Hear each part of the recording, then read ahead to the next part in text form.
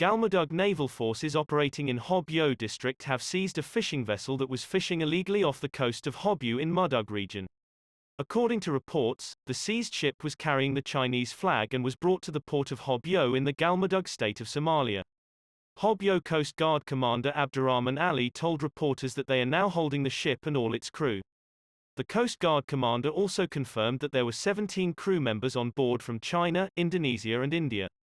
He added that they have been tracking the vessel, which has been fishing illegally for some time, and will take strong actions against it.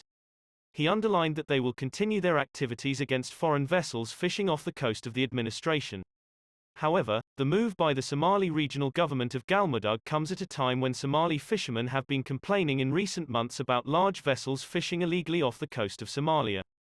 Last month, Somalia's Attorney General, Suleiman Mohammed, said foreign governments and other agencies are engaged in illegal fishing in Somali waters.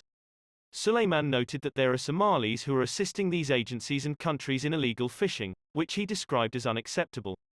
The prosecutor said the Somali government is fully committed to curbing illegal fishing by Somali companies in Somali waters. He noted that the Somali Ministry of Fisheries is working to combat illegal fishing. Illegal fishing in the country is one of the major disasters in the country's resources, and people have come to Somalia to work illegally to exploit our country's resources, he said.